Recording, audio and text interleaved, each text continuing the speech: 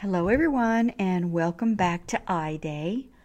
For those of you that have missed the earlier videos, iDay is the day that we move into our iPlanner, and it's the perfect day to do it because it's the Saturday after Thanksgiving and Black Friday.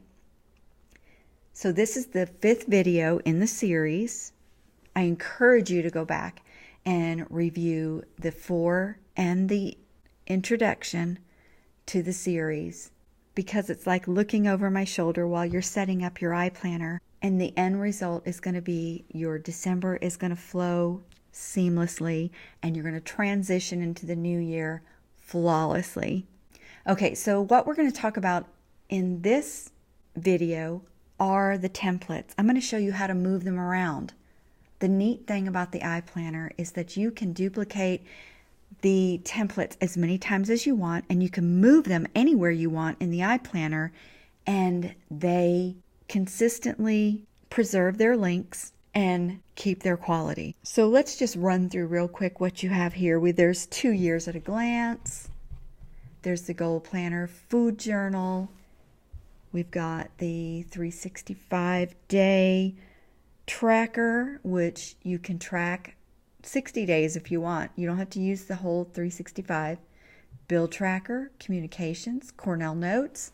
There's a mileage log, a perpetual planner, and I've already duplicated it one time, so that's why you see it here twice. And then there are blank pages, line pages, dot, and graph pages. So the way the iPlanner comes is all of these templates are in the beginning of the planner. They don't get in your way. You don't even know they're there unless you need them.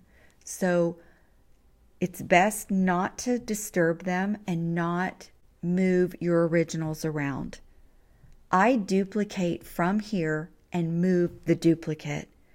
I like to, if you've watched any of my previous videos, I like to preserve originals. I don't disturb how they're set up and how they're made.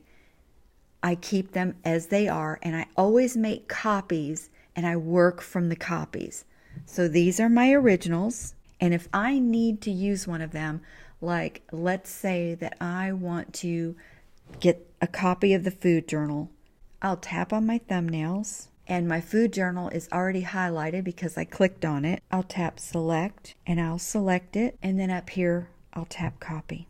And then I'm going to go back to the index, and I can see my food journal is highlighted.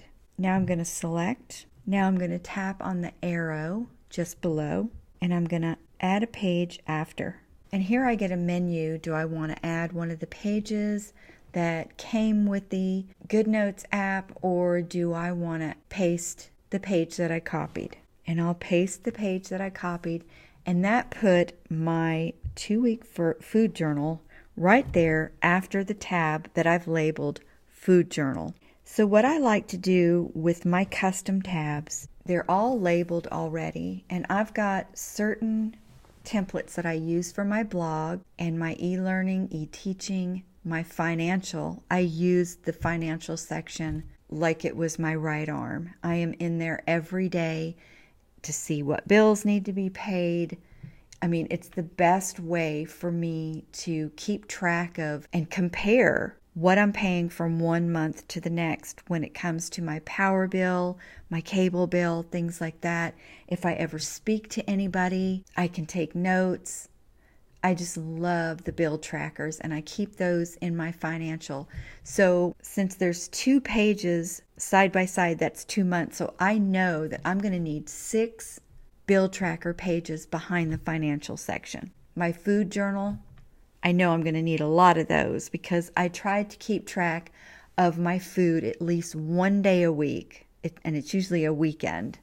So I'll need, let's see, half of 52 is 25, 26. I'll need 26 of those behind there because there's 52 weekends and there's 2 pages per template, and so if I divide that by 2, I know that I'm going to need 26.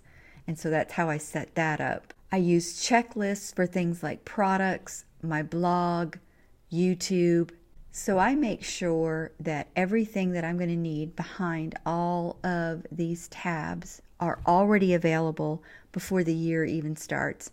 I may need to move 1 or 2 pages in there throughout the year, but in the beginning, heading in, since I already have my tabs labeled, I have a really good idea of what I'm going to need and what templates I'm going to use behind each tab.